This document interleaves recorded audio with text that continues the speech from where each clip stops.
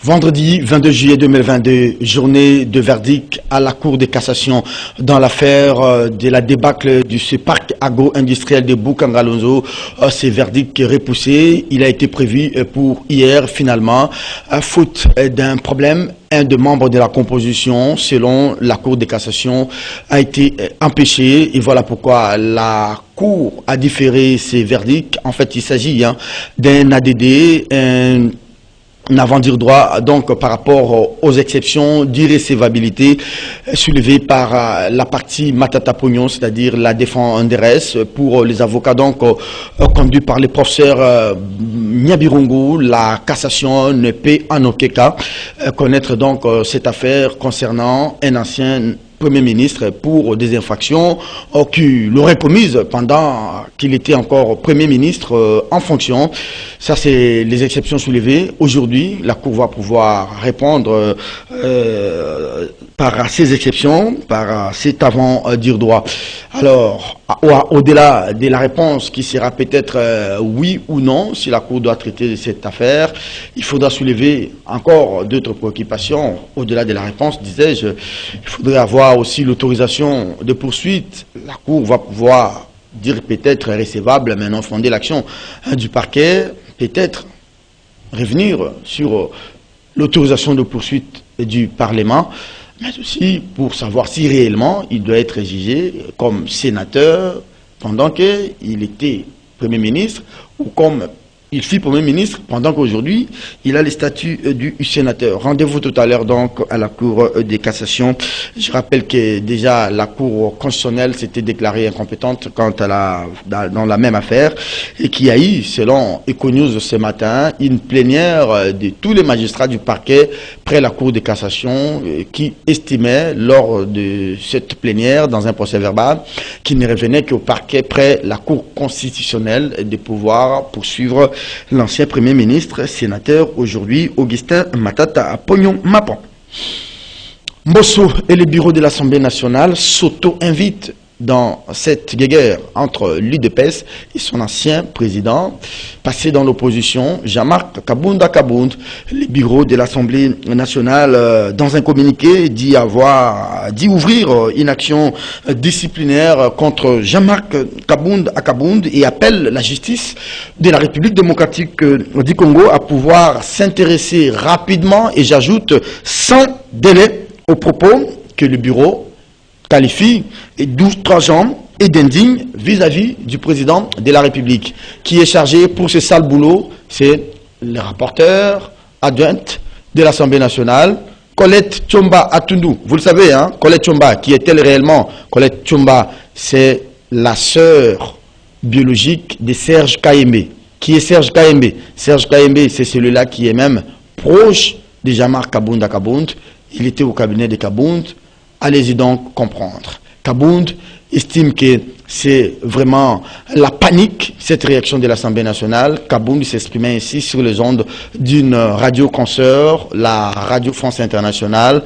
Kabound qui tire pour encore une fois sur le président de la République des sommes importantes d'argent dans des paradis fiscaux en termes de centaines de millions de dollars.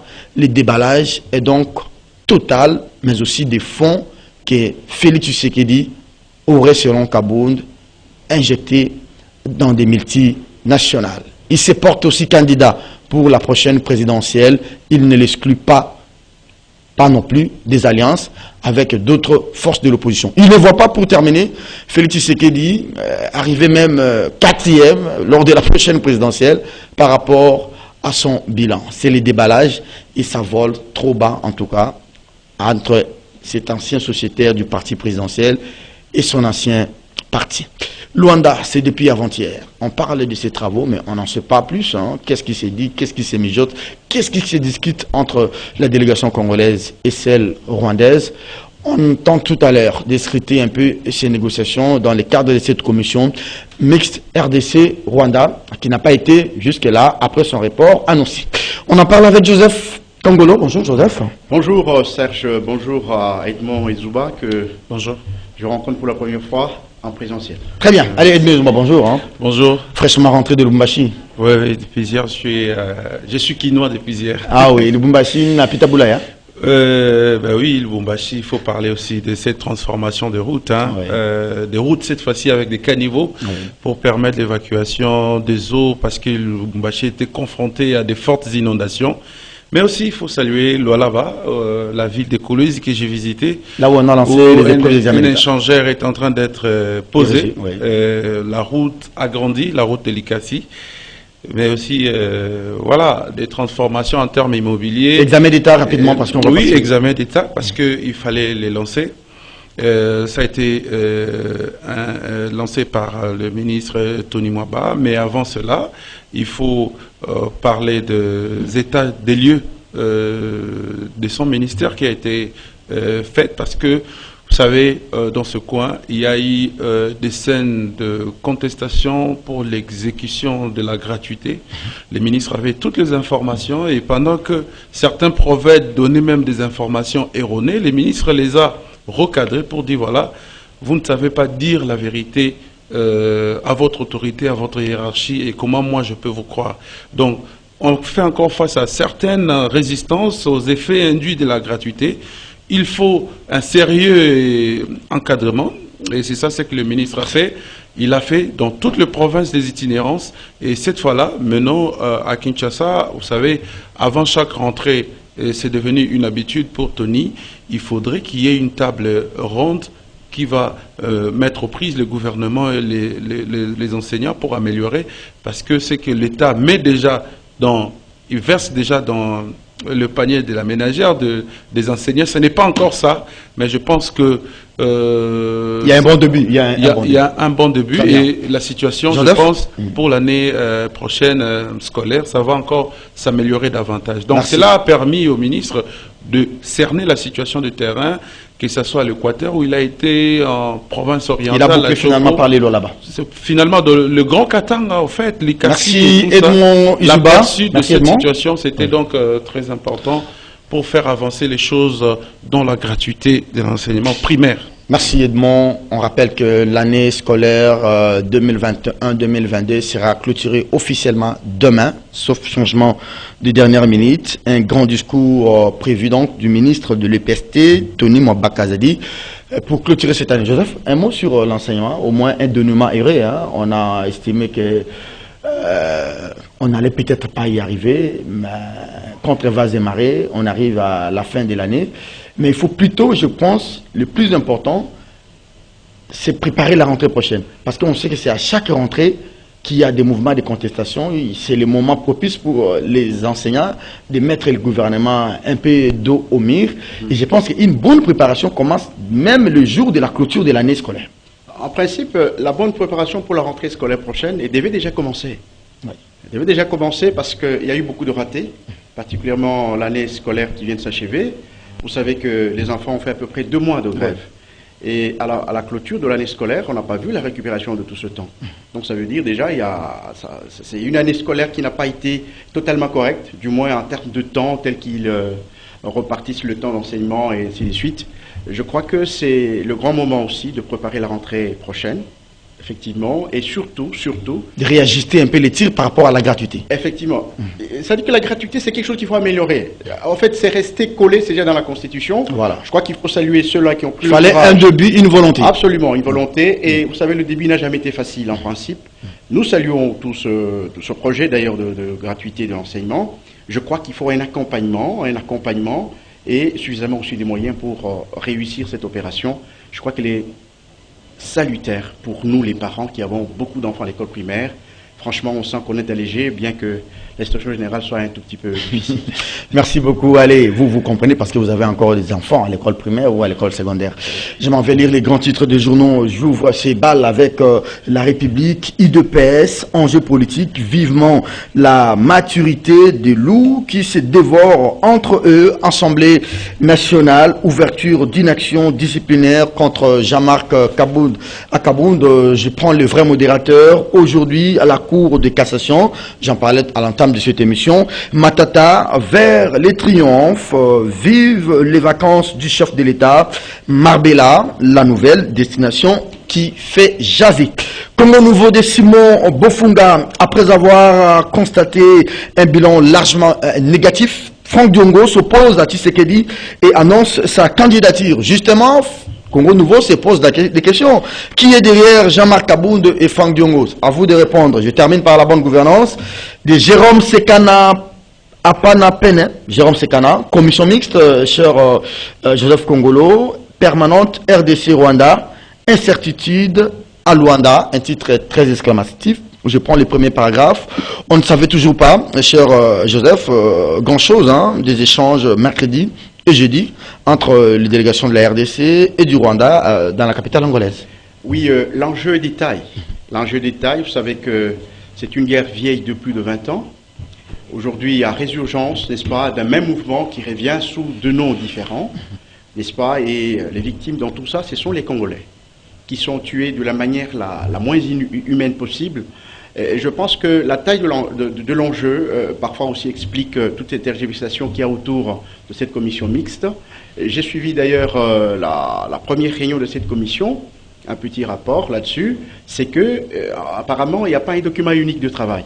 Ça veut dire que chacun a un document de travail et dans lequel bien sûr on sent une divergence totale sur les points de vue de l'une et de l'autre commission. Donc pour le Rwanda, il faut d'abord un cessez-le-feu et on lève, n'est-ce pas, la suspension sous la coopération. C'est que la République démocratique du Congo a refusé catégoriquement. Pour nous, il n'y a pas de cessez-le-feu. Pour nous, c'est que les M23 doivent rentrer dans ses premières positions.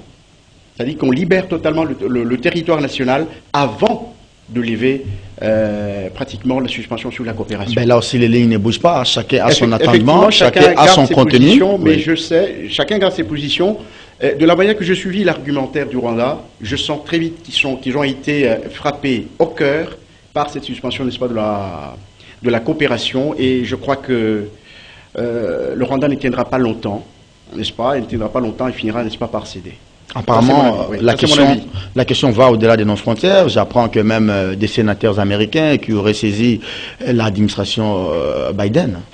Non seulement au-delà des frontières, consultez les réseaux sociaux, vous allez constater que toute l'Europe aujourd'hui, disons tout l'Occident, même aux États-Unis, on a imprimé des polos là où les Congolais ont démontré une démonstration de force, n'est-ce pas, sur les réseaux sociaux pour montrer que le Rwanda tue. Pendant que vous protégez le Rwanda est en train de tuer. Donc Rwanda is killing DRC. Vous voyez, vous le voyez sur les polos et tout le monde a ses polos, n'est-ce pas, pratiquement, surtout en Angleterre et en Europe et même au Canada, là où vraiment il y a un grand foyer, n'est-ce pas, des Congolais qui ont lancé ce mouvement. Franchement, ce n'est pas propre à arranger Kagame. Et avec cette pression, bien sûr, de l'opinion, la pression aussi des grandes puissances, comme vous venez de le dire tout à l'heure, et puis la pression de la République démocratique du Congo, parce que la grande pression de la République, c'est la suspension de cette coopération. Mais il y a quand même la calmie sur le terrain. Hein. Il y a la calmie, effectivement, parce qu'en fait, vous savez, quand on négocie... C'est un cessez-le-feu unilatéral ou bien c'est un cessez-le-feu dû à la demande du ministre sommet capoté de Luanda? Non, ce n'est pas ça, en fait. Le problème, c'est que les deux protagonistes, quand ils se retrouvent et qu'ils arrivent à une étape où, effectivement, ils doivent tirer une décision, vous sentez que tout le monde est dans le qui-vive et ils attendent. Edmond Izouba, pour ce premier thème de l'émission, cher Edmond, je ne sais pas si vous avez suivi les majors Willy Ngoma sur le plateau de notre confrère Claude Perroulouara, à qui je fais un clin d'œil. J'espère qu'il est en train de nous suivre parce que l'émission est en direct sur notre page Facebook officielle. Il a dit des révélations comme pourquoi ils étaient en négociation avec le président Félix en 2019 ici à Kinshasa. Il a été convenu la création de 4 brigades d'intervention. Je ne sais pas ce qu'il dit est vrai ou faux, mais jusque-là, le gouvernement n'a pas réagi.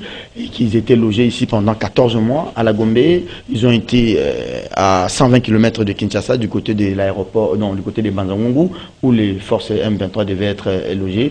Et le gouvernement n'a pas honoré ses engagements et au vu de tout cela, qu'ils ont repris les armes.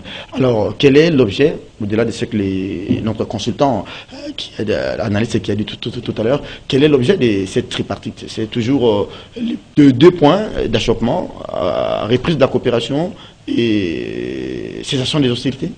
Merci beaucoup. D'abord, premièrement, je me suis donné comme discipline de ne pas croire aux propos de rebelles, parce que tout ce qu'ils font sur terrain... C'est la manipulation. C'est pas non seulement de la manipulation, mais ils sont en train de tuer leurs propres frères.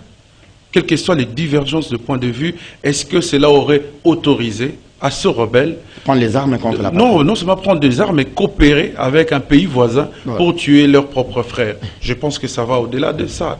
Donc moi, je ne crois nullement à ce genre de propos. Et deuxième chose, ce qui est là, c'est que, bon, la RDC a fait avancer dans sa communication, dans le sens où on ne parle plus M23, on voit le Rwanda. Donc est-ce qu'aujourd'hui, il est encore important? Est-ce que la calmie sur le terrain, cette accalmie précaire, peut s'expliquer par cette commission mixte qui se tient entre la RDC et non, pas du tout. C'est pas une reconnaissance tacite un peu de l'implication? Non, je ne crois pas, parce que les deux présidents étaient là. Ils ont décrété le cessez-le-feu. Et le Rwanda a accepté le cessez-le-feu. Mais le lendemain, le M23 avait attaqué. C'était une manière de dire que nous, on n'est pas liés par ça. Justement, ils ne sont pas liés à ça. Donc nous, aujourd'hui, on est en train de... Mais après, ils n'avancent non plus. Ils n'avancent pas non plus. Oui, mais parce que aussi la RDC est en train de renforcer les positions. Okay. Donc aujourd'hui, on ne peut pas dire que la RDC est fautive face à cette situation. C'est vraiment une lecture aberrante. Aujourd'hui, la RDC est victime. Et c'est ça l'image que nous devons présenter à l'humanité et partout au niveau de l'international. J'ai beaucoup apprécié la lettre du secrétaire, du Sénat, c'est lui qui est chargé des affaires étrangères, qui a écrit au secrétaire général américain. Il dit, mais regardez ce qui s'est passé. C'est contre la diplomatie américaine, c'est contre la politique démocratique américaine, c'est contre... Et vous allouez des fonds importants, des millions, vous envoyez ça au Rwanda, pendant que le Rwanda est en train d'instabiliser non seulement l'Afrique centrale, mais aussi la partie Est. Il y a eu des déclarations légitimes du pays, de la RDC, de pays africains. Mais vous continuez à soutenir le Rwanda. Je pense que c'est une interpellation qui partira non seulement des États-Unis d'Amérique, mais qui doit aller aussi dans d'autres pays comme le Royaume-Uni, comme la France, qui pense qu'aujourd'hui, le Rwanda, c'est un pays qu'il faut à 100% soutenir et tout ça. Mais comment, dans une élection, on peut aller à la présidentielle et gagner 99% et se réclamer être un pays démocratique? Donc, quand vous prenez même la constitution au Rwanda, on a effacé la limitation de mandat de Paul Kagame. Quelqu'un qui règne comme ça et bénéficie du soutien du monde entier parce qu'il y aurait dans les années 90 un génocide, machin truc. C'est ça le chantage du Rwanda. Merci. Donc aujourd'hui, la RDC est déterminée. Nous ne voulons pas ravir le Rwanda, mais on veut seulement se protéger. Et pour se protéger, on doit avoir des voisins qui sont dignes. Pas de voisins comme le Rwanda. Belliqueux. Oui, mais belliqueux, ils sont à chaque fois visés. On sait que ce n'est pas le Rwanda. Mais nous, notre combat aujourd'hui, la RDC, la communication est axée sur le Rwanda et non sur le rebelle. Les rebelles peuvent aujourd'hui passer sur tous les médias, même utiliser certains confrères. Moi, dans ma discipline, le Congolais tels qu'ils sont là, ils ne peuvent plus jamais concéder à ce genre de discours. Donc voilà. Invité. Merci Edmond Izouba pour votre lecture. On va passer au troisième invité qui vient d'arriver, Pius Roland Romain. Il faut bien prononcer cela. Pius Roland Romain, il faut ajouter Ngoy. C'est ça. Bonjour et bienvenue. Merci, cher confrère. C'est Pius Romain Roland. Pius Romain Roland. C'est comme Jean-Jacques. Romain Roland Ngoy. Tout à fait. Je suis fier de mon nom. Merci beaucoup. Merci, cher confrère. Nous sommes très contents de vous retrouver sur ce plateau de kiosque. Et votre première analyse sur la reprise de la commission mixte RDC-Rwanda. On n'en sait pas beaucoup de choses. Sinon, les choses se discutent dans toutes les grandes discrétions du monde. Mais ce qui est vrai, c'est que les ministres avait à peine accouché d'une souris et qu'aujourd'hui il faut parler cessation des hostilités, retour aux anciennes positions, ça c'est la position congolaise, quinoise, mais pour le Rwanda et les M23, il ne s'agit nullement de retourner aux anciennes positions, on garde les mêmes positions et on négocie, mais il faut suspendre, il faut lever la suspension des échanges commerciaux. Merci beaucoup, cher confrère. J'ai suivi Edmond Izouba et il faut dire que le Congo est victime d'un complot d'abord à l'international. Très bien. Le Rwanda n'est que l'épouvantail. L'épouvantail qu'on utilise avec nos forces armées de la République démocratique du Congo. Si nous sommes sérieux, je ne pense pas que le Rwanda pouvait tenir pendant 2 minutes. La réalité, c'est qu'il faut établir les responsabilités politiques, de part et d'autre. Il faut établir les responsabilités politiques. Pourquoi je dis qu'il faut établir les responsabilités politiques? L'histoire nous renseigne le passé pour mieux baliser le futur et aussi préparer éventuellement ce qui est présent. Qu'est-ce qui s'est passé dans le passé? Le passé, je suis tout à fait d'accord avec Edmond qui dit on ne peut pas porter foi aux propos des rebelles, mais il faut faire attention. Tout ce que les rebelles disent... Il y a eu des contacts qui ont été faits. Il y a des contacts qui ont des accords qui ont été passés. Des accords qui ont été signés. Sur le dos des Congolais. Sur le dos des Congolais. Oui. Et Valentin Mouba, qui l'avait signé en son temps, que l'UDPS avait passé 2 ans à Kigali. Vous vous souviendrez, lorsque l'armée rwandaise et l'armée ougandaise se sont massacrés mutuellement sur notre sol de Kisangani, à Kigali, on a déroulé le tapis rouge en faveur d'Étienne Tshisekedi. Mais les choses ont évolué. Hein? Non, attention. Attention. La guerre, avec la guerre, on ne peut pas dire que les choses ont évolué. La première guerre mondiale, vous avez su les conséquences. Ça nous a amené 5 ans durant à se massacrer. Donc, il y a eu quelques compatriotes qui sont allés soutenir nos bourreaux, qui ont ouvert la porte à la République démocratique du Congo, notamment l'UDPS. Ça, il ne faut pas nier. L'UDPS a rwandanisé Kabila, sous prétexte Kabila était des mèches avec le Kigali. En réalité, c'était l'UDPS qui était des mèches avec Kigali. Mouba qui l'a souligné, Vital Kamerhe en son temps, secrétaire général de l'UDPS, la vidéo existe, habillé en PPRD, habillé en jaune, il a dit nous avons des cartouches, il y a eu les accords qu'Étienne Tshisekedi a signés avec Kigali. Alors ça c'est ça ce sont des faits, l'Alliance pour la sauvegarde. C'est la suite, c'est la suite. Ok. Je suis d'accord avec vous, mais j'aimerais que nous puissions évoluer. L'ASD c'est l'Alliance pour la sauvegarde du dialogue. Maintenant que vous avez exhumé cela, maintenant le problème il est factuel. Est-ce qu'il faut ressasser tout ce que vous avez décrié ou bien il faut trouver des solutions aux problèmes actuels? Non, qui peut trouver des solutions que celui qui est allé provoquer? Il a dit à Oyo, le M23 a été défait et son arsenal complètement confisqué. C'est lui qui est allé reviver les accords qui avaient été signés à l'époque dont Willy Ngoma est en train de parler. Les 14 mois qu'ils ont passés ici, les accords qu'ils ont signés. Donc nous on est avec le M23 ici. On est avec le M23 ici. Ici à la Gombe on est avec le M23. À Nyangwe on est avec le M23. À Willeri on est avec le M23. Hey! À Tisville, Banzangumbo, on est avec le M23. C'est ce que Willy Ngoma dit. Merci. Et ce qui est plus dangereux, c'est quoi? C'est qu'on fait fi, on veut nous faire croire comme si le problème date d'il y a de cela longtemps. Oui, mais le problème avait pris fin. Vous souviendrez avec l'opération Pomme Orange. Pomme Orange. Oui. Et Joseph Kabila sur la montagne de Tianzou, où il y avait l'arsenal militaire de 20 années de guerre. Martin Kobler, merci. De 20 années de guerre que Kabila a récupéré. C'est l'UDPS qui est allé signer les accords. Oui, ça c'est des faits empiriques. Je suis d'accord avec vous. Mais vous ne proposez pas. Donc vous avez dit... La proposition c'est que c'est lui qui est allé provoquer cette histoire. Oui. Il doit mettre fin à cette histoire. Ok, là vous avez déjà conclu votre propos. Merci à vous. Mais vous gardez quand même le micro parce que c'était une première lecture par rapport à tout ce qui s'est dit, tout ce qui se raconte au niveau du Rwanda, en Ouganda.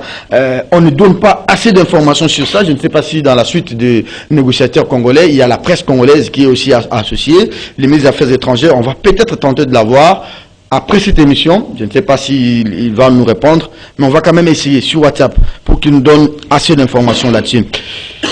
On reprend le micro, cher Pius Romain Roland, avec ces jours de verdict sur la débâcle de Boukangalonzo, Matata Pognon et ces deux co-accusés, l'ère de vérité. Je rappelle qu'il s'agit là d'un avant-dire droit, un jugement d'avant-dire droit. Autrement dit, qu'est-ce que je veux dire?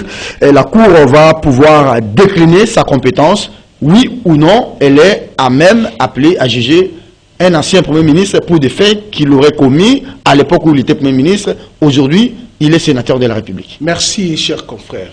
j'aurais un peu voulu demander un peu du temps à mes confrères pour expliquer cette histoire. Vous savez que moi j'ai été au Parlement en tant qu'assistant. Vous n'avez que 3 minutes 25 secondes. Ok. Vous savez l'histoire de Bukangalonzo. Il y a un principe juridique qui dit ceci. Lorsque la forme n'est pas vidée, on n'attaque pas les fonds. Ok. Nous sommes au niveau de la forme. La forme, c'est laquelle? La forme corrompt tout. C'est-à-dire, vous avez la Constitution de la République. La Constitution de la République donne les attributions de la Cour de cassation. La Cour de cassation ne juge que les ministres en fonction, les gouverneurs, les présidents des assemblées provinciales, Sénat, les présidents du Sénat, les présidents de l'Assemblée nationale et certains magistrats près cette cour. Ne juge, la cour de cassation ne juge pas le Premier ministre honoraire ni le président de la République. Ou le Premier ministre est en fonction. Ou le Premier ministre en fonction. Ne juge le Premier ministre en fonction et le président en fonction, c'est la Cour de cour, la Cour de cassation. Voilà ce qui s'est passé. La Cour constitutionnelle. La Cour constitutionnelle. Voilà ce qui s'est passé dans les cas Matata. On l'accuse dans l'affaire Bukangalonzo.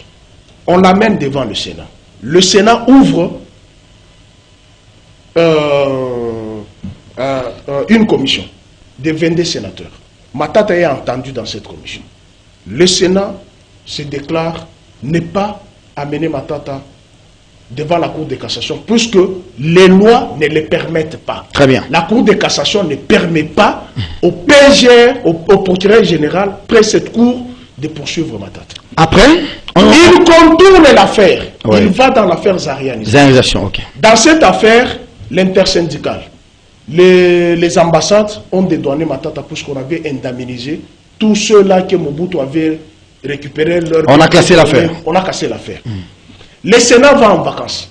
Moukoko revient. Il prend le bureau du Sénat. Le procureur perd la Cour constitutionnelle. Près la Cour... Ouais. Quand vous dites Moukoko, il y a ceux qui ne le connaissent pas. Près la Cour constitutionnelle, contourne l'affaire. Il va récupérer Matata dans l'affaire Bukangalonzo, où il garde les immunités parlementaires. Avec la levée des immunités par les bureaux. La levée des immunités parlementaires, c'est l'affaire Zarianisation, où il a été disculpé. Voilà. Mais on les récupère dans l'affaire Bukangalonzo, il garde les immunités. On l'amène à la Cour de cassation. J'ai le procès verbal. Non, à la Cour de cassation. Oui. J'ai le procès verbal avec moi. Le procès verbal. Allez-y rapidement, on n'a pas le temps. Et dans ce procès verbal, la conclusion est celle-ci. Tu permets que je lis la conclusion? Non, donnez-nous l'esprit.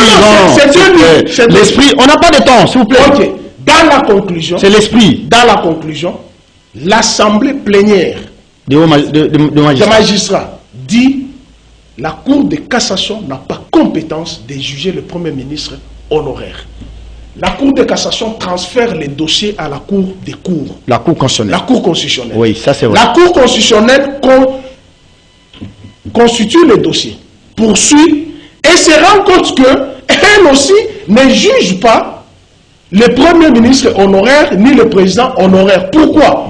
Puisque si la Cour constitutionnelle jugeait le président en fonction et le Premier ministre en fonction, la conséquence c'est que il y a déchéance de mandat. Ils sont déchus de leur fonction. Mais ici, celui-ci, l'affaire pour laquelle il est poursuivi, elle a été commise pendant qu'il fut Premier ministre. Donc, notre législation ne confère pas une juridiction au Premier ministre honoraire. Il n'est pas le seul. Il y a un Sami Badibanga. Il y a Tchibala. Il y a Mouzito. Il y a... Non. Oui, il y a Mouzito. Oui. Tu vois, la Cour de cassation n'a pas été faite pour Matata. Donc, notre justice ne confère pas les droits. Alors, comment vous voyez... Ok, ça, c'est le décor. J'ai aimé parce que vous avez donné les éléments, peut-être aux invités, à vos co-débatteurs. Comment vous voyez les verdicts de cet avant des droits? Mais le problème, la Cour va se dire... Non, le problème, c'est que la Cour de cassation, qui s'était déclarée incompétente et ayant transféré les dossiers à la Cour des cours, et la Cour des cours dit qu'elle est incompétente, et l'article 168 de la Constitution les arrêts de la Cour sont exécutoires. Donc, le monsieur qui doit être poursuivi, c'est le procureur près la Cour de cassation. Puisqu'il fait fi à la décision de la Cour qui a clos l'affaire et récupère encore les dossiers pour la seconde fois alors qu'elle s'était déclarée. Alors, Edmond, une dernière question à vous. Ça, c'est le décor. Il a bien expliqué, en tout cas. Merci à vous, Pius, pour la genèse de cette affaire. Donc, je me demande, il y a un vide juridique. Tout à fait. Dans ces cas-là, même si aujourd'hui, on parle de 290 millions de dollars américains dans la débâcle de Boukangalonzo, même si les faits ont été commis, où il y a eu infraction, vrai ou faux, donc il n'y aura pas un procès, il n'y aura pas un jugement. Merci beaucoup. J'aurais bien voulu contredire Pius dans le premier sujet, mais comme c'est déjà passé, il n'y a pas de problème. On va parler de ces dossiers sur d'autres plateaux. Alors, ce qui est là, c'est que moi je pense que dans ces dossiers, quelque part, il faut saluer la justice, parce que jusque-là, on ne remarque pas ce qu'on peut qualifier comme d'interférence. Oui, d'interférence ou des décisions qui vont à l'encontre de la loi. Et je salue cette bravoure des juges et des magistrats, parce que il est dit que Matata ne peut pas être poursuivi d'abord par le premier dossier, on dit par le parquet. Donc le parquet ne peut pas poursuivre Matata. Et puis c'est allé à la Cour constitutionnelle, et je parlais du parquet près la Cour de cassation, et puis c'est allé à la Cour constitutionnelle. Vous avez vu vous-même la conclusion du président de la Cour, Dieudonné, qui a donné aussi l'éclairage là-dessus avec l'intervention musclée du professeur Niabirungu. Alors, on revient maintenant au parquet près la Cour de cassation. Maintenant, est-ce que le parquet va se dédire? C'est tout ce que nous tous nous attendons. Donc, il n'appartient pas à nous d'anticiper les décisions. Est-ce qu'on peut opposer à ce même parquet son procès verbal du mois de mai 2021? Vous allez Attendez, je voulais vous lire la conclusion. Attendez, c'est Edmond qui a la parole. Puisqu'on évoque le procès verbal du mois, quelqu'un me l'a écrit, c'est au mois de mai 2021, de la plénière du magistrat du parquet près la cassation. Du 18. Oui, c'est 18 mai 2021. Ouais. On peut opposer maintenant au parquet ces mêmes procès verbal. Oui, mais pourquoi pas? Est-ce que le parquet lui-même n'est pas au courant de ces procès verbaux? N'anticipons pas les choses. Peut-être que Matata sera clean dans cette histoire. Donc, déjà, la démarche, pour moi, jusque-là, n'est pas biaisée. Elle est réelle. Même si la même cour qui avait décidé sur ça revient. Mais il y a des actes posés dans le passé qui risquent de contredire la même cour. Mais là, je ne pense pas voir le sage de la trempe de professeur, de magistrat à la cassation, Victor, par exemple, qui est là et cautionner cette irrégularité venant de sa propre cour. Le problème, c'est dans le futur. Comment allions-nous juger? S'il y a un vide, comme vous le déclarez, comme il y a un vide juridique, on doit compléter ce vide-là. Non, moi je ne déclare pas. Au regard de la lecture de Pius Rollin-Romain. Non, pas de la lecture de Pius Rollin-Romain, mais dans la lecture même historique de ces dossiers judiciaires. C'est-à-dire Cour de cassation, Cour constitutionnelle et puis Cour de cassation. C'est-à-dire, s'il y a un vide, il faut renvoyer les dossiers au niveau de l'Assemblée nationale et compléter les vides. Mais je pense qu'à ces niveaux-là, la Cour, en tout cas, va laisser Matata aller tranquillement, parce que la Cour ne va vraiment pas se dire. Je ne vois pas dans quel argumentaire qui permettra à la Cour de s'en sortir dans cette histoire. Joseph, au-delà de tout, je dis que le droit doit être dit, et ça sera dit peut-être loin de toutes les considérations, mais le plus important pour nous, que ce soit un sénateur en fonction ou un ancien Premier ministre, cassation ou cour constitutionnelle, le plus important pour nous, que la vérité un jour éclate dans l'affaire de la débâcle de Boukangalonzo. Absolument. Je pense que la vraie question est celle-là. Exactement. Avant de revenir là, je crois que je vous ai toujours pris avec beaucoup de considération quand on fait des analyses sur les médias. Mais attention avec le problème de l'Est. Il ne faut pas prendre ça avec beaucoup de légèreté, tel que mon grand frère vient d'en parler tout à l'heure. Il faut faire très attention. Il ne faut pas s'évader sur des choses aussi essentielles. Qui était Étienne Tshisekedi pour engager la République? Qui était-il pour engager la République et considérer ces choses-là? Qui était-il? Le problème de l'Est, c'est un problème connu. Il y a plus de 20 ans que ce problème existe. Et quand vous voulez tourner le problème autour de Tshisekedi a fait un voyage privé, personnel, d'un individu qui ne représentait pas l'État, au Rwanda, il aurait signé, dit-on, attention, je crois que nous ne devons pas faire un pas en arrière, nous devons rester engagés sur le dossier pour que cette guerre prenne définitivement fin. Merci beaucoup. Donc, il y a des arguments qu'il faut donner que de chercher à s'évader dans des détails qui n'ont pas raison d'être. Merci. Qui n'ont pas raison d'être. Ok. Allez. Pour le deuxième problème. Oui. Moi, le plus important, je rappelle, qu'il soit ancien Premier ministre, ou un Premier ministre en fonction, ou sénateur, les faits commis il y a à l'époque, ou aujourd'hui son statut, le plus important, il faudrait qu'un jour, que l'on nous dise comment est-ce que Boukangalonzo a connu la débâcle. On le dira. Qu'est-ce que le droit, en fait? C'est une revendication politique. Sachez-le, le droit est venu en politique en retard. C'est au XIVe siècle, XVe siècle. Avant que le droit n'arrive en politique, il y avait la politique qui faisait son travail. La politique jugeait les actes et tout ça. Voyez-vous? Jusqu'aujourd'hui, le droit là, va créer encore un autre droit. Parce qu'ils en ont l'occasion. Ils en ont la possibilité. On peut créer une jurisprudence. Ils vont créer un autre droit, la jurisprudence. Pour juger Matata, il sera jugé. S'il doit être jugé. S'il doit être jugé. Qui vous dit que ce que Kalouba a fait, il a respecté la loi? Il peut avoir commis l'erreur dans l'interprétation de la loi. Et on peut revenir sur ça.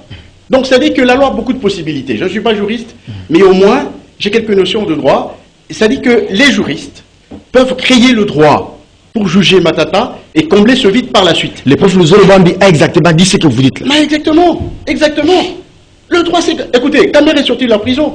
C'est par les voies légales qu'il est sorti de la prison. Le même droit là. Il y a beaucoup de complications à l'intérieur. Il y a l'arbitraire du droit. Non, écoutez, s'il y a la volonté de juger les infractions, les détournements, le droit va créer le droit pour juger ces gens. Ne vous en faites pas. Merci beaucoup, ça j'ai aimé. Les droits vont créer les droits. Absolument. De toutes les façons pour que la lumière... Oui, mais parce qu'après avoir accompli ou rempli vous avez la parole parce que vous allez... Après avoir rempli les vides, on doit quand même juger les responsables. Et nous dire comment est-ce que ces fonds ont été gérés. Madame, Messieurs, nous voici à la fin de cette émission avec ces derniers thèmes de l'émission. Nous allons aborder tout à l'heure ces jeux de bisbille, les bureaux Mbosso et son président qui s'auto-invitent, Edmond Jouba, dans ces jeux de ping-pong entre l'UDPS et son ancien patron Jean-Marc Kabound. Ça vole trop bas au sein du parti présidentiel.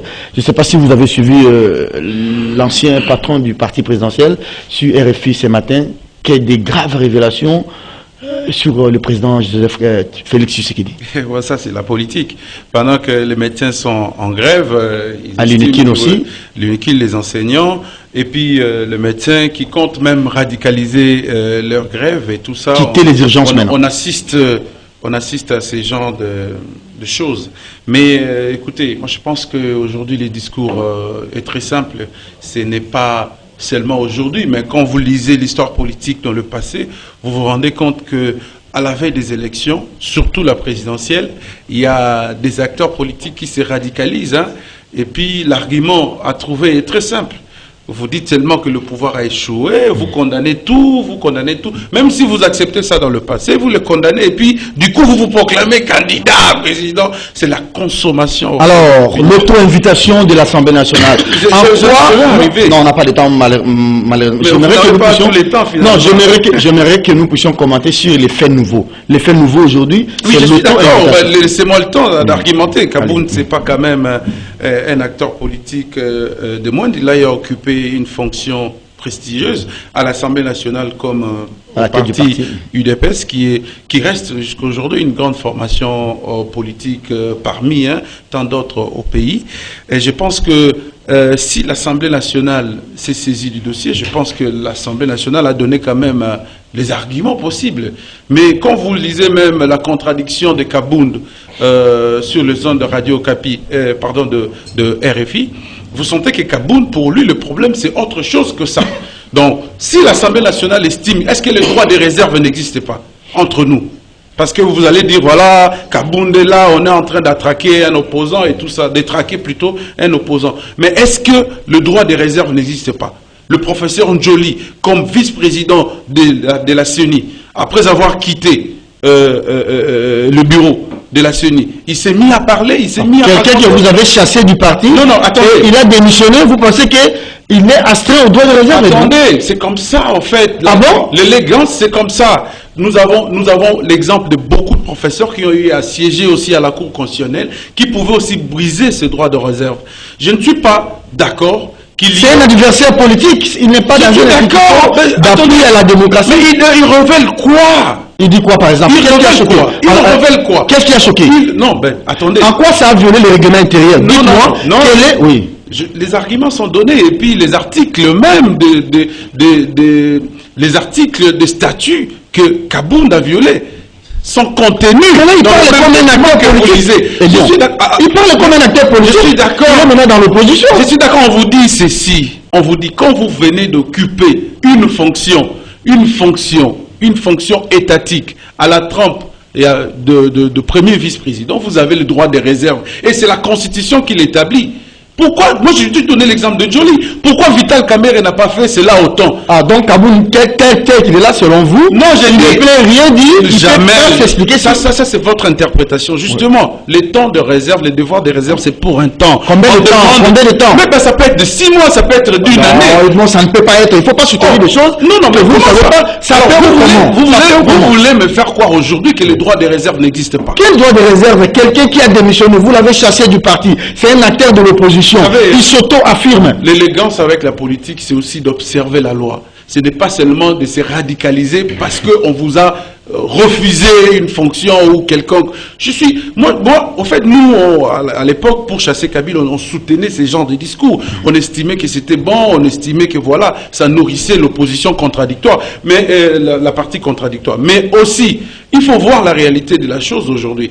Est-ce qu'il suffit seulement pour quelqu'un sortir, insulter Tshisekedi ou contredire quelque chose comme ça, c'est déclarer candidat et nous tous nous avons commencé je rappelle ce que je ne serai jamais d'accord, c'est de voir de poursuites contre Kabound sur base, par exemple, de son opinion personnelle. Mais si Kabound a violé quelque chose qui concerne tout le monde, comme la loi qui est censée régenter le pays, Kabound l'a violé. Pourquoi ne pas être poursuivi? Il ne devient pas un citoyen exemplaire et tout ça. Je souviens encore Maître Willy Wenga à toucher aujourd'hui. Je souviens encore Maître Willy Wenga ce matin, de temps en temps, on le consulte, on parlait avec les avocats, les juristes.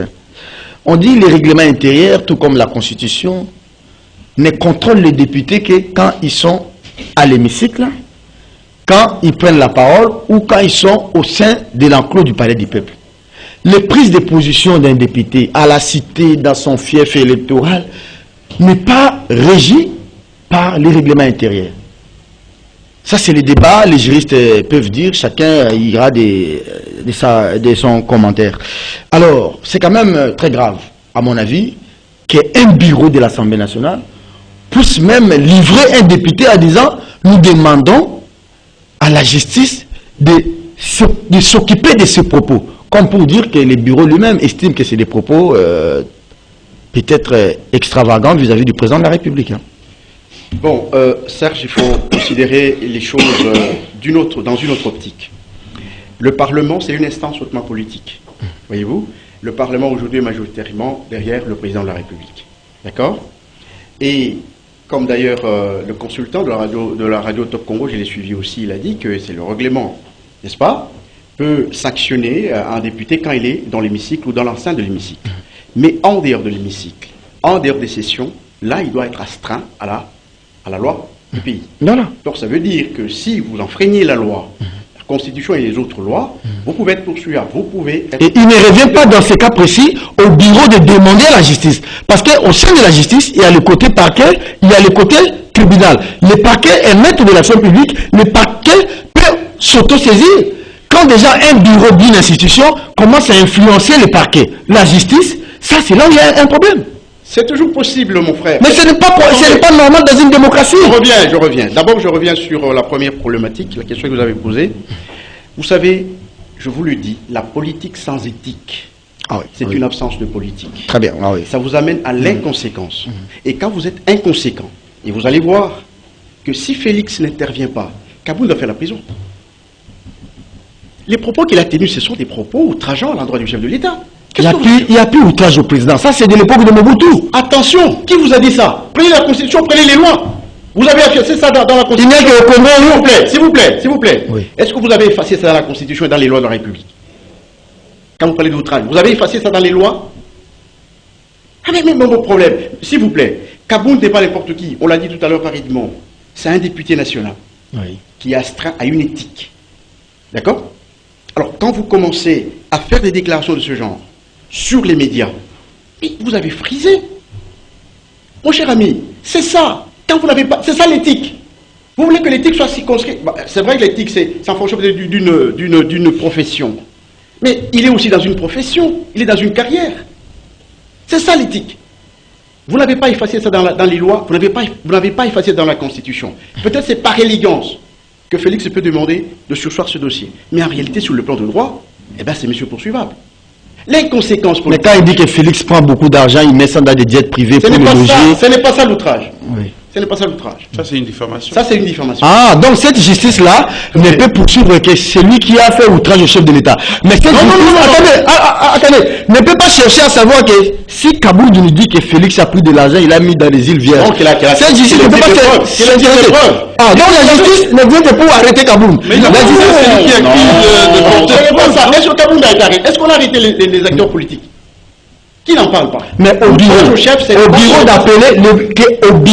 d'appeler la justice. Je ne sais pas. Est-ce que le bureau se portait comme plaignant? Je ne sais pas si la loi l'autorise, mais le bureau peut se porter aussi comme plaignant. Ça, je ne sais pas. S'il vous plaît, de ce côté-là, je n'ai pas... Non, pas à ça. Ok. Je voudrais pas parler plutôt de l'ouverture d'une action disciplinaire. Et après la justice, je le communiquer, s'il vous plaît. Non. Il y a effectivement... Nous sommes journalistes, mais aussi, ils ont demandé à la justice de se saisir. Oui. Mais à ce moment-là, le bureau devient une opinion, comme Matata a été arrêté. C'est-à-dire que le bureau déjà a une position sur le propos de Kabound. Le bureau se comporte comme une opinion, ou encore pour créer une opinion qui va finir par amener l'autre en justice. À moins que le président lui-même puisse surseoir ce dossier. C'est une assemblée, parce qu'il a toujours été élégant. C'est une assemblée nationale, finalement, enfin, c'est une assemblée nationale. On le dit aujourd'hui parce que c'est Kabound. Il est en disgrâce aujourd'hui. Mais on a vu ces mêmes Mbos faire le déplacement de chez Kabound. Hein. Bon, c'est le chemin de la croix pour lui, c'est comme ça en politique. Hein. C'est ça, c'est ça, justement. Donc, il faut, nous sommes là. Demain, vous pouvez entrer en politique. Et Zouba, et tout comme M. Roland, je crois franchement qu'il faut avoir des retenues. Il y a des vérités qui ne sont pas bonnes à dire. Ça, j'ai vu le communiqué. Oui. Ça, c'est la première chose. Deuxièmement, il y a des vérités qu'il ne faut dire qu'après 10 ans, 5 ans, 12 jours, une semaine ou 2 mois. Très bien. Alors, si vous ne savez pas juger toutes ces choses, eh ben, vous avez la possibilité de noyer très vite. Je crains fort des déclarations qui ont été faites. Je n'appuie pas ce que Kabound dit, mais je trouve qu'il y a quand même une bonne dose de vérité dans ce qu'il dit. Parce que c'est l'ère du grand déballage. Hein. Ça sera des autobus. C'est que l'IDPS disait de Kabila dans ces pays. Si Kabila était comme Mbosso, c'est que Kabila allait mettre même Papa Tshisekedi et tous les autres en prison. Heureusement, c'est comme si vous étiez dans mes pensées. Vous serez choqué de ce que je vais dire ici. Non, il ne faut pas nous choquer. Vous serez choqué de ce que je vais dire ici. D'abord, je vais dire à mon frère que je lui demande un plateau pour débattre de la question de l'Est et de l'implication de l'UDPS. Ça, c'est prochain. Il ne faut pas dédouaner... Vous n'avez pas de temps, allez-y tout droit au but. Vous savez ce qui se passe depuis l'avènement de Tshilombo au pouvoir. Heureusement, Edmond l'a dit. Du président de la République. Sous autres cieux. Oui. Il a dit, à l'époque de Kabila, vous voyez ce qu'ils ont fait. Donc, ils ont concocté un mensonge. Est-ce qu'on peut parler de Kabound? Je reviens. Si vous n'avez que 3 minutes, et vous voulez revenir... Non. Moi c'est monsieur là. Ok, je vais vous couper. Moi c'est monsieur là. Attention, c'est le jour anniversaire de notre réalisateur, Doudou Montiré. Okay. C'est pas au nom de ça qu'on doit grignoter sur ces minutes. Okay. Oh non. Ce monsieur là, je n'ai jamais ressenti quoi que ce soit en Kabound comme un homme politique. Jamais ressenti. Mais hier... Même si vous avez les mêmes teints. Hein. Moi, je suis né brun comme ça. Ah oui, lui aussi. Écoute, bon, je ne sais pas. Ah oui. Je n'ai jamais eu de ressentiment à respecter Kabound comme un homme politique. Hier, ce qu'il a fait au Palais du Peuple, il a dit aujourd'hui la majorité est acquise au chef de l'État, elle est acquise comment? Par la voie des urnes. Qui vous a dit que S'il te chercher plaît, le pouvoir, s'il vous plaît, c'est s'il vous passer plaît. par les urnes? S'il te plaît, s'il te plaît. Les mandats non impératifs. Le pouvoir, on peut le Les prendre mandats dans non, des non, conditions. les fameux mandats non impératifs. C'est ça Mais la différence. non, Vous savez, la politique, monsieur, c'est ça la différence. S'il vous plaît. Élégance. C'est ça la différence. S'il vous plaît, Si, c'est... si, Ce que vous dites là, c'est S'il vous plaît, ça montre que s'il vous vous ne plaît. connaissez pas ce qu'on cherche en politique. Très bien. Qu'est-ce que les moyens en politique? S'il vous plaît. Qu'est-ce que les moyens en politique? Joseph, c'est lui qui a la C'est parole. tout. En fait, il ne s'adresse pas à vous. Dans Hein. le domaine de recherche. Oui, Parce oui. que demain, vous le verrez dans un autre pays. Après demain, ça sera l'Occident. En Vous le fait, verrez. en réalité, ici, le débat, c'est qu'il ne s'adresse pas à vous. Non, Tout à fait. je vous demande non plus de vous adresser à Joseph. Faites On votre demande à Kabound de renoncer au mandat de l'UDPS, puisqu'il a acquis les sièges au nom de l'UDPS. En pleine législature, ceux qui sont à l'Union sacrée, qui ont été élus sur la liste des Non, il a mal compris les choses. C'est pas ça. C'est le S'il vous plaît, Joseph, c'est le poste. s'il vous plaît. S'il vous plaît, s'il vous plaît, non. Poste de vice-premier président. Non, il y a un autre débat. Kaboul a dit ça avant-hier. Ça, vous n'êtes pas Il ne informé. suit pas l'actualité. Kaboul a dit qu'il doit récupérer le poste. C'est ça, Moi, je suis malheureusement. journaliste, toi tu es chercheur. Non, s'il vous Moi, plaît. je suis journaliste. Merci, Oui. merci, merci. Je concède. Il n'est plus vice-président, premier vice-président. Il a démissionné d'ailleurs. Il avait déjà démissionné. Je concède. Ah oui. C'est pour dire que vous ne suivez pas l'actualité. Laissez-moi vous instruire. Merci. Kabouya a demandé à Kabound d'abandonner le siège de l'UDPS. La question que nous nous posons, pour laquelle j'ai posé la question, comment Chilombo a acquis la majorité présidentielle et ceux qui ont été élus sur la liste du PPRD, ceux qui ont été élus sur la liste d'autres partis politiques, qui font partie de l'Union sacrée, ont-ils laissé leur siège? Quand je vous dis que ce pouvoir ici, c'est un pouvoir de la malédiction qui nous a amené tout ce qui se passe au Non, pays. pas de On a non, s'il vous plaît. déstructuré l'architecture institutionnelle. Pour les ce que Kabound a dit, c'est pas faux. Mbosso. Il a été dans la majorité. Mbosso. Il a été dans la majorité. Parlez-moi du bureau Mbosso. Non, laissez-moi assez dire. Ok, terminez par là. Je vous ai dit, depuis que Janine Mabound est partie de l'Assemblée nationale, ce qui se passe là-bas, puis-je vous poser la question, ils ont déjà légiféré combien de lois? Moi, j'ai la réponse. Combien? Je vous la donne à la fin de cette émission. Pas 5 lois. Madame, Monsieur, cette émission est terminée. Merci à Pius, Roland, Romain. Pius, on se retrouve la semaine prochaine. Merci, cher collègue. Vous avez des problèmes au niveau de votre... Oui, j'avais un problème de santé, et puis Ouais. j'ai enterré ma Oui, nièce. la nièce, oui. J'étais, Ah. au cimetière. Nos condoléances Et à vous. merci. Aujourd'hui, je me suis efforcé. Merci à Edmond Izouba, j'allais dire Edmond Izouba, notre président de jeunesse et d'équipe Tambo. On espère que vous êtes de retour. Les activités de notre association vont pouvoir reprendre. Hein. Merci à Joseph Kongolo, notre consultant. Joseph, grand merci à vous. Merci bien. Je lis le petit recueil que vous m'avez envoyé. Bientôt, CCTV va pouvoir vous inviter pour des questions de consultance et on attend que la direction générale qui va signer les documents. Très disposé pour vous. Oui. Merci à vous, chers téléspectateurs, d'avoir été des nôtres. Je rappelle que c'est l'anniversaire de Doudou Montiri. Vous le connaissez? Oui, hein? C'est un vieux visage de la télévision. Plus de 25 ans. Lui aussi de 32 ans. Un candidat à demi-même à la retraite. Mais il est toujours là. Merci à vous, très chers grands frères, chers réalisateurs. Nous vous aimons beaucoup. Bonne fête, joyeux anniversaire. Et que Dieu vous comble de toute sa bénédiction. Merci beaucoup à vous. Merci à vous, madame, messieurs. On se retrouve le lundi, 9h30 avec le même plaisir.